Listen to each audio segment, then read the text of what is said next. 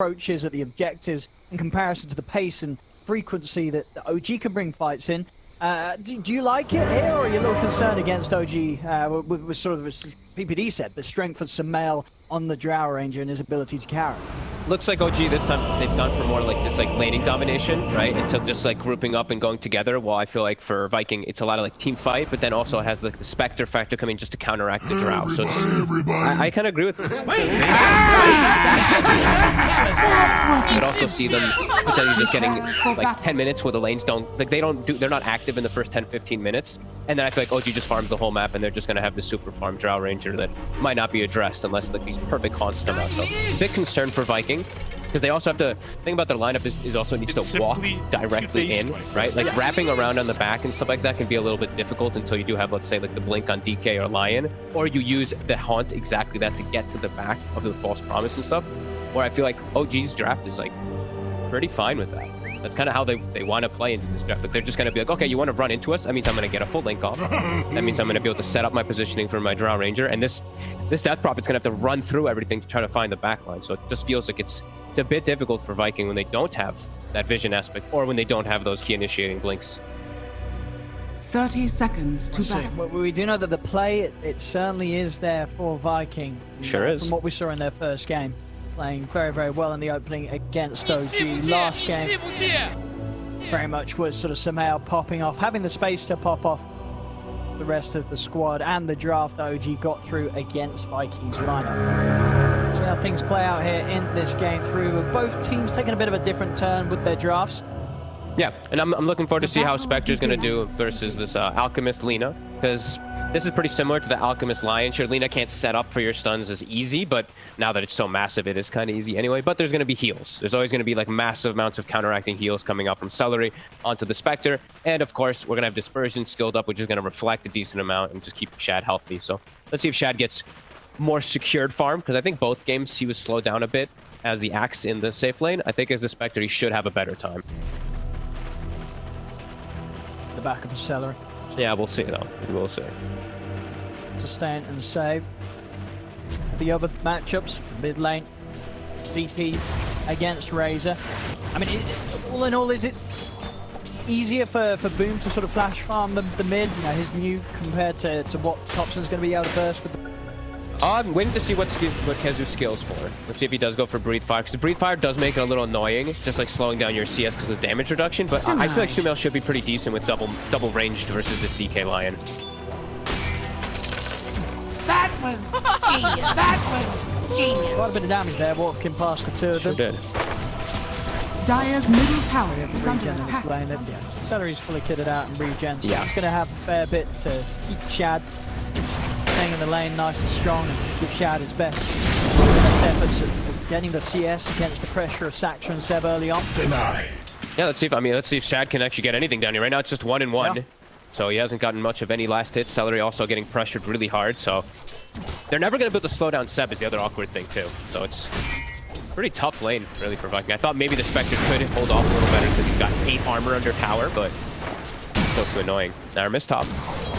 He's the one who has to watch out with his positioning on the line. Kezu should never die. I mean, I don't think he ever will either up here, unless it's a third hero. But Aramis, he could get brought down pretty easy as soon as they hit 2 on OG.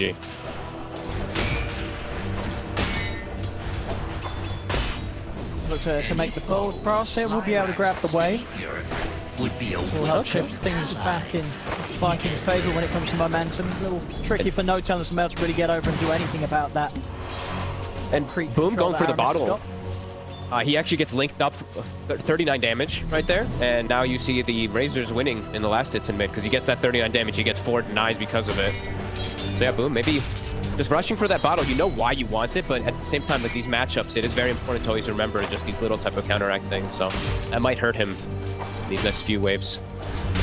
hands. And you imagine, you know, from Seb, because of the fact that you do want to sort of make sure that SumaiL has the best game possible, you again do just get that axe as the first major item for the Alpha, or is it not quite as important this game to rush it? I thought last game he was actually going to hold off on it a little bit more, so yeah. I think this one it's even more so that he should rush it, yeah, versus for the Drow to protect versus the Spectre. It also does increase the farm potential a lot of a Drow Ranger. That Aghanim's, the split shot is really nice, actually. Vision-wise, you know, this game, SumaiL definitely off to a bit of a slower start. Kezu and Aramis. But actually get the setup onto N0tail, straight over towards the back lines. They find themselves the kill. Kezu burning down N0tail for the first blood. SumaiL trying to take Aramis out of turn. Aramis is going to have to stun back up. And SumaiL, he will get the kill, has got a fairy fire also. So they have a step out back to the safety of his tower. Off indeed on that top lane, and as we're certainly seeing, whatever happens, you know, with these two duos clashing heads, Kezu, he's going to pretty much walk out of everything at full HP as this deep. He's never going to be under any sort of danger or heat from these two heroes alone. Yeah, he just needs to make sure he always has mana so they can look to turn for those aggressive plays, potentially maybe going for like a soul ring early on since he does have that ring of protection. Yeah. Could look to help, but they've slowed down SumaiL decently. You know, he's 14 last hits. He's doing better than the Spectre though, which is pretty big. That's true. Shad definitely having a tougher time, as we have come to see from him, you know, each game really this series, Seb and Saxa not making things easy for Shad on the first few waves of the game. No, and look at Chad again. Like, he is just getting hit and hit and hit. And that was without even an acid spray being thrown down from Seb. On top, N0tail. N0tail again. Not a whole lot he can do apart from maybe look for a deny to the creeps, and he will get it. Okay. The creeps take him out, kills himself to the stack. He's pulling at least some aggression off of SumaiL, but oh, they actually get the pull off up here now too. So full wave is going to get denied away from SumaiL, and he will have a slow start. But again, I mean, Chad, he's gotten 0 CS in the time that SumaiL just got 7. I'm watching Sox and Seb just every time he even walks up for a range creep, acid sprays down, and he potentially just gets stunned up. So Celery has to secure range creeps with a miscoil down here. He's at 5 last hits. I mean, it really is just going to be such a slow game for Shad. I mean, last 2 games, he's on the axe. No, sure, Spectre at a certain point with the levels, you're able to pretty safely hit the neutrals with the dispersion leveled up, but it's not going to be at the same sort of catch-up pace as he was able to achieve playing the carry axe. Yeah, no, absolutely. And Thompson, he's come out ahead in the lane. You know, these 12 denies, they'll definitely add up. Yeah. Got the boots in the bottle super early on. We saw Boom, he delayed his boots a little bit, and it definitely hurt Thompson. In a very comfortable spot. Aramis looking to make a move perhaps to slow that down. Also, we have level 6 online, so Exorcism plus Catapult Wave could be huge if they can get onto Thompson. And they know Kezu's safe up top. 2 heroes, he should just be fine. Are fortified. And here we go. And straight in. Get the wraparound, set up onto Thompson. TP's coming in to try and help out the Razor. Saxa catch Aramis here with the stun. Thompson, he's got the movement speed to get out across the trees. Won't be able to finish Thompson off. Thompson's able to start bottling back up. Doom, Aramis, and Celery have to be a little careful, even with the Exorcism out. 3 of them rather low on the HP and the mana.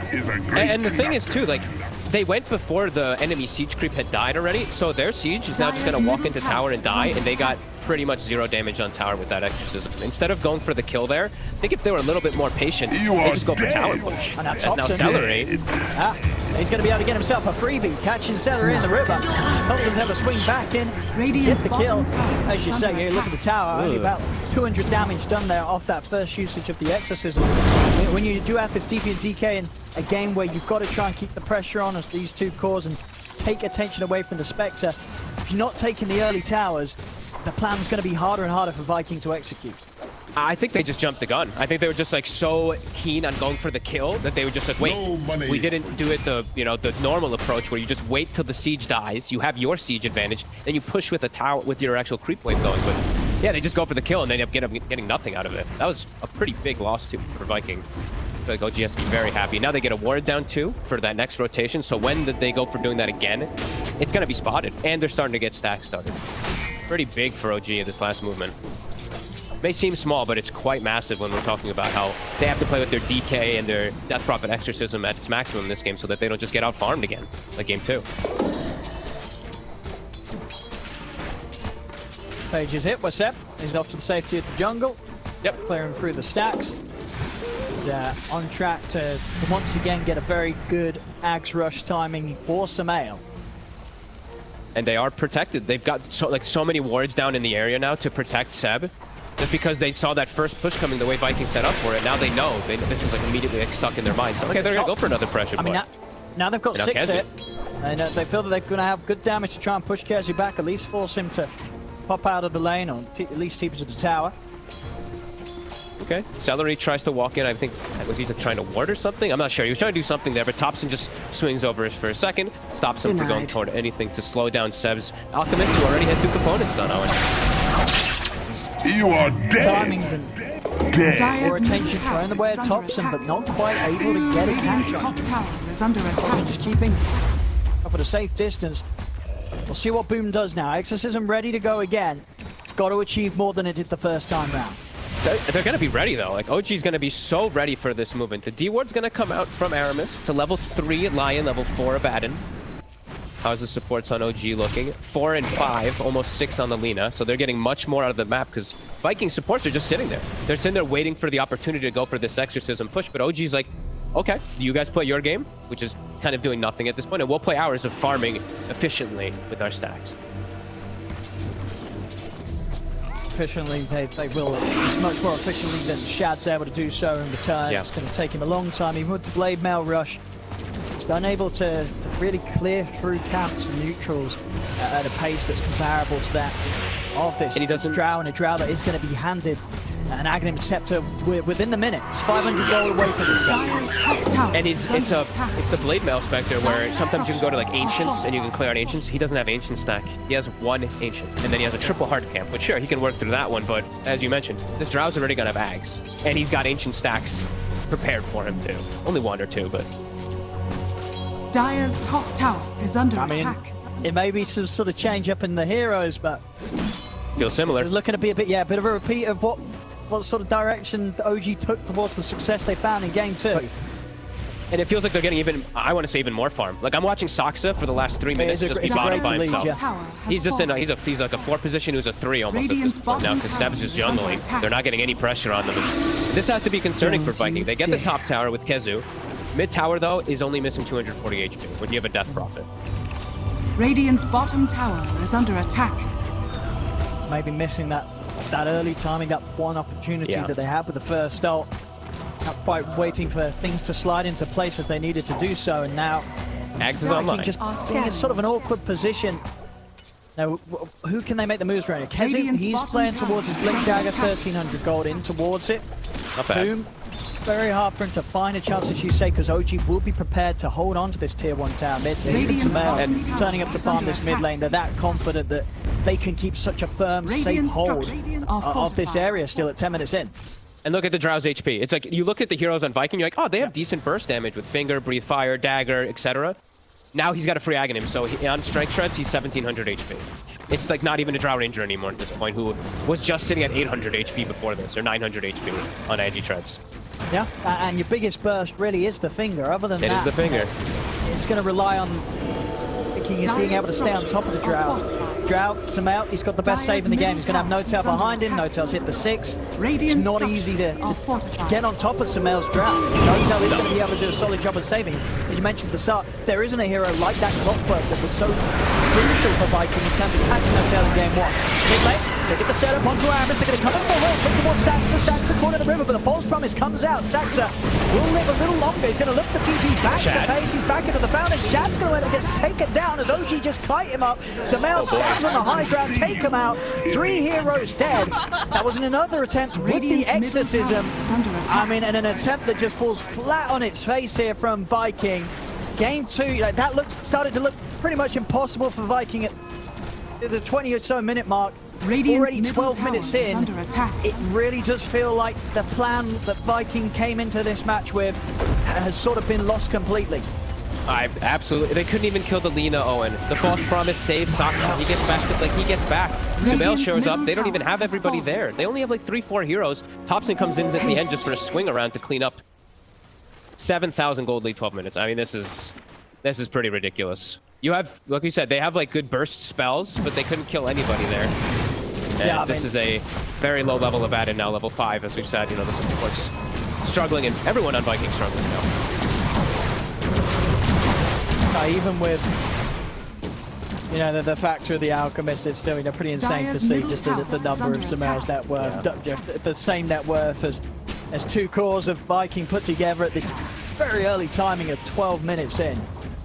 He is just having a great time, and already, early days in the qualifier, first series for these two teams, but I think a lot of the squads will be watching this from OG, and this whole idea, Seb on the out, getting that early axe towards SumaiL.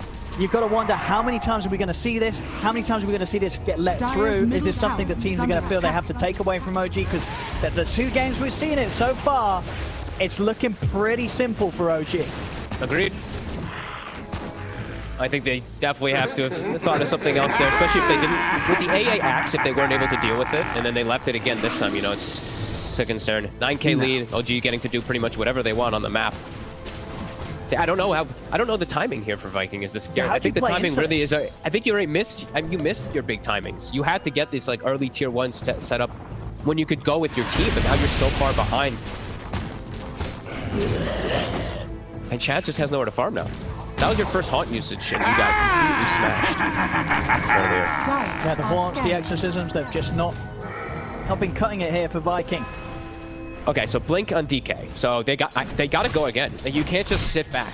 The thing is you have to make these moves happen anyway on Viking. Even though it didn't work this last time, I think you have to smoke, try to get on No-Tail with this blink on Kezu, and then go for the rest of the targets. And Celery just is dead. Yep, SumaiL's pretty much level 12, so the damage from him is going to be pretty outrageous hitting these early levels at just the 14 minutes. And still, as you say, when is this Spectre going to be a threat? Now, what is Shad going to be able to offer? No-Tail? Against the all right, well, that's a free one. He was on the enemy high. He was in the trees in the enemy high. Right. He just last hit a range creep and then just got jumped. That's Kezu, though. He's ready with the buyback. He's going to come with the buyback. They've got the concoction down on Kezu. It certainly looks to be it. The gust comes out to Aramis. Sep could actually have the damage there to finish off the Lion. So, Vader won't grant them any instant kills. Thompson does still manage to sweep him from the side. They will get Aramis. Thompson, he's even looking to dive in for more. He's got the link in onto Celery. It will back off with the fortification pop. The damage from the tower starting to kick in. Thompson steps away. Not looking to make the mistakes that were made in the first game of the series. That was the DK form and the exorcism top though, and they can't touch the tower again. And straight into the Roche pit OG. Now there's no ults, they only have a haunt available. There's no way Viking can fight this again. Well, I guess that was the plan from No-Tail all along. He'll tell you that. I mean, I think he just walked up and tried to lash in a range creep with Purifying Flames and got caught, but it ends up working out for them. Aegis on SumaiL. Even if you are able to get on top of this Drow, you've got to deal with him twice. It's not going to be easy at all. No. And Sab even buys another early game item. He buys them a drum. So they're even stronger when they are as this unit. And Viking, yeah, they need to, let's see what level our Death Prophet is actually. So Boom, I feel like hit level 12. And then your level 2 exorcism could still do decent damage, but you have to get these jumps. It's just not easy when they're all so tanky now. 2,200 HP on Thompson plus Sab also tanking. Everyone's just so... At least the main targets, the ones that you have to get through. You can't get into these backline squishies. Only the Spectre can. And Shad is not at a point where he wants to really jump into the backline by himself. No, he needs to. At least until he has the Manta, then he has a potential to getting in with the illusions, maybe threatening one of the lives of the separated supports. All that item's done. Actually, even swapping it up, going maybe the way of the Echo Saber, and he will invest in this. I mean, something that we are seeing on some of these carries nowadays.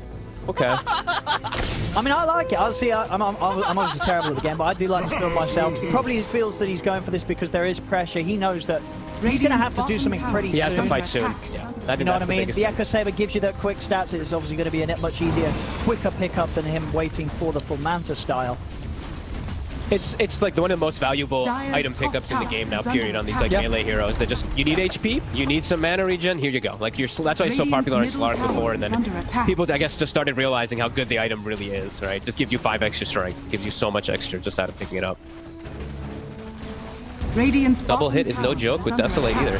Absolutely not. Radiant's bottom tower has fallen. Tier 2 taken out, Outpost getting claimed. 50, dude, the gold lead just is getting it's getting too big too fast. He's almost worth 3 heroes now, Owen. Dire's top tower. SumaiL, he's definitely been enjoying the last 2 games of this series. He would be, I'm sure he's looking forward to more games, more drafts from the the squad that's going to enable him to play as he is. Just be this incredible beast of a carry that. But good luck getting anywhere close to. Keeping up with. He's just not going to be able to do so. Soxa was thinking about going for him down bottom. Oh, of course, yeah. Radiant's middle tower is under attack. Of course, the prophecy. You know, the growth bow for the Drow. Why not? Insult injury for poor Viking. Haste. Kazu getting some damage on tier 2.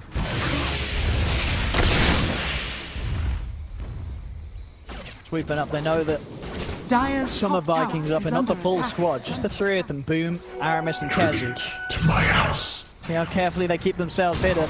Seb, he's ready to charge in. He's in, jump forwards, look towards Aramis. They are able to tank at the stun off, so Seb won't be able to throw out the concoction. Are still able to catch Aramis within the AoE though, as Aramis will try his best to hide into the trees. Kezu's gonna look for the TP out. Is he able to get out in time? He is! Not quite enough damage to bring down Kezu, as Kezu will escape. Aramis, on the other hand, will not. They take down the Lion. Kezu manages to live another day here. Meanwhile, Thompson doing his own thing as usual. In the mid lane, diving into bad. And Aramis just can't find anything in this game, right? No space for this Lion. 500 away from the Blink Dagger. Desperately needing that too, so they can have the ways to jump into backline together, collectively, with that Spectre, DK, and Lion.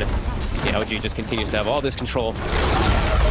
Radiant's top tower. It's really just Shad getting farm, and it's a huge concern when your Death Prophet's not able to keep getting this scale and going. Sure, she's got plate mail, sure, she's got Yules, and sure, she does have a save behind her, but it's not going to help that much versus all this crazy damage that the Drow starting to build up so quickly.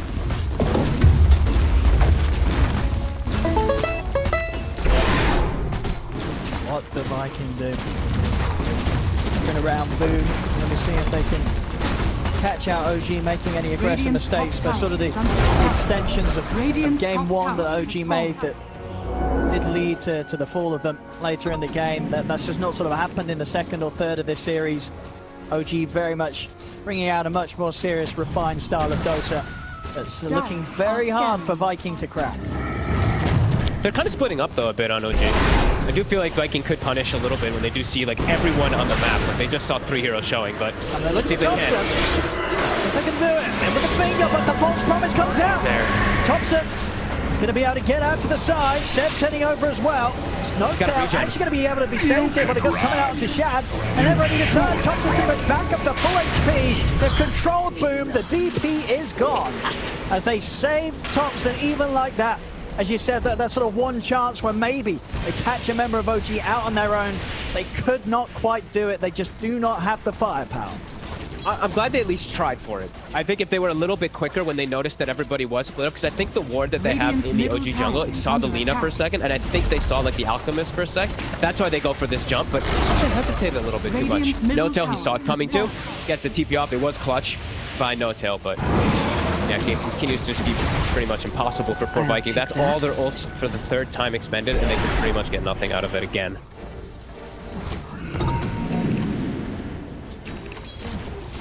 Back to the high ground, back to the base here for Viking. As OG take complete control of the map.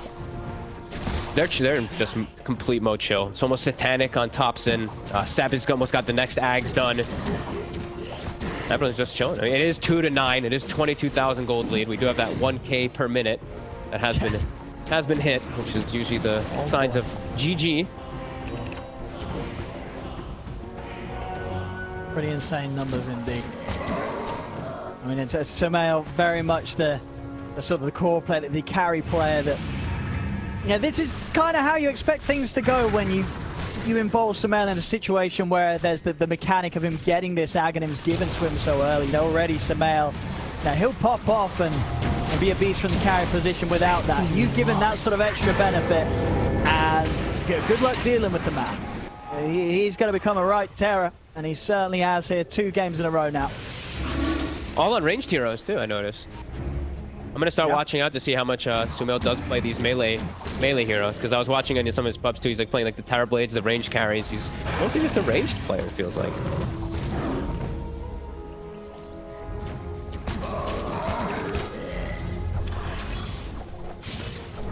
I think Soxa's having the funnest game. This is probably like the funnest 4-position game ever. You literally have like no weight on your shoulders at all. You're just farming. You're just farming, playing your own game. No worries. That was pretty much same net worth here as Kezu. Yep. As you said, definitely becoming sort of an extra 3 here for the side of OG. Vikings looking to hit though. They're identifying that OGs are starting to split up everywhere, trying to punish it. And if they smoke up there, but a little bit of an unfortunate reveal as Aramis does make a hex move onto the illusion of SumaiL, so she's going to be pretty much aware that the Vikings looking for action. Maybe not aware enough of SumaiL. See what's the pass. You still get him with the Dragon Tail stun. See if they can get back on the top of SumaiL. There isn't. They get on top of the ground. They bring him down. See if they can get more out of this. They turn over towards Toxin. Toxin just frontlining it, but the damage is too high. He charges straight back in. And just like that, Viking against a 20k gold lead of OG. They've just taken down 2 cores plus no tail. I mean, against the odds here, Vikings showing they've still got it to tackle OG despite the strength of their cores. Mispositioning, costing OG everything there, as maybe Viking can still pull something out against this incredible lead that OG has had for the first 20 minutes of the game. They're gonna need that quite a few more times, but I'm so happy. Like I'm like asking for it, right? Like they got to make a move when everyone's split up like that, and they do. They find the perfect catch. And then I think Thompson, he ran in because he popped Satanic and he ran to try to get to no tail, but he got blocked and just got shredded by Exorcism. So that'll happen. Is good move from Viking and much needed space for Shad. He really has Manta though. Does need quite a lot more. All right.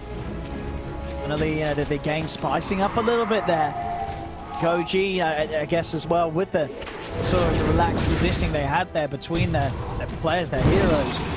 They probably felt that the game was incredibly, in an incredibly comfortable position. With the lead that they have, it's still, it is rather comfortable. It is still. But definitely shaken up a little bit there, and having to maybe give a bit more respect to what Viking can still do, despite the heavy gold deficit that they're playing with.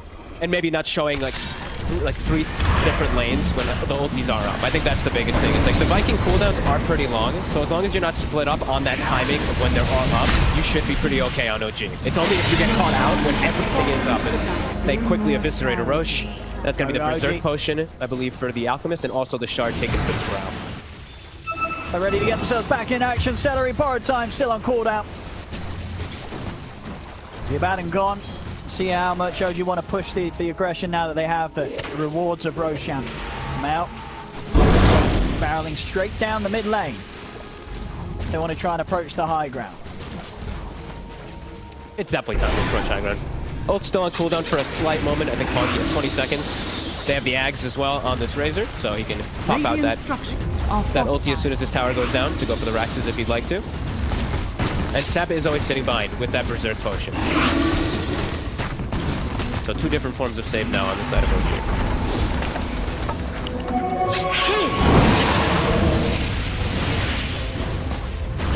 OG. Massive wraparound. Look at Viking right now.